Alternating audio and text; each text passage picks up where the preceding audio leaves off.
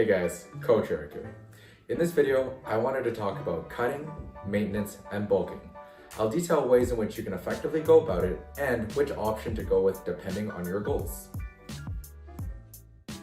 Before deciding whether you want to begin a bulking or cutting phase, you must understand and establish your maintenance calories. To do so, you can use a TDE calculator online to determine your maintenance calories. Factors such as your height, weight, age, activity level, and gender will all be used to calculate this number. The TDE calculator is helpful for giving a general guideline, but the number given is definitely not perfect. What I would try is eating at the number of calories given and monitoring your weight for 1 to 2 weeks to see how your weight fluctuates.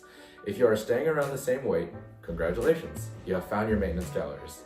Now, if you notice your weight going down or up, you can simply adjust by adding or removing approximately 150 calories and then monitoring your weight until you find a number closer to your maintenance. Now that you have this, you can decide whether you want to enter a bulking or cutting phase.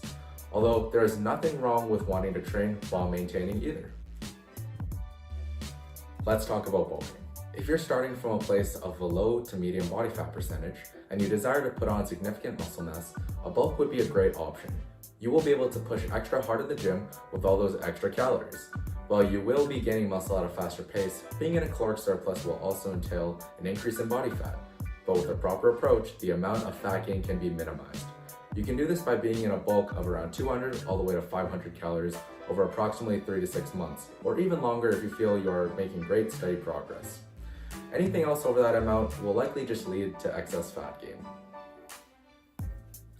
The amount of protein you eat in a bulk can fall in the range of approximately 0.8 to 1 gram per pound of body weight. This will help you maximize your muscle growth. In a bulk, carbohydrates are also your friend, as eating a sufficient amount will keep your glycogen levels topped off, which improves your performance in the gym and positively impacts genes related to muscle growth. During this period, lifting consistently and implementing progressive overload is paramount. Your body will have access to a gold mine of calories, and the growth potential is unmatched.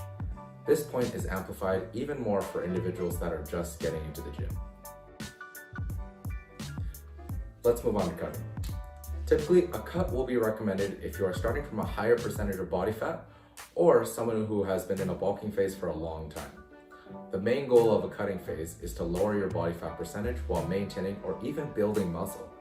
This can be done by being in a low to moderate deficit, which would fall into the range of 150 to 350 calories.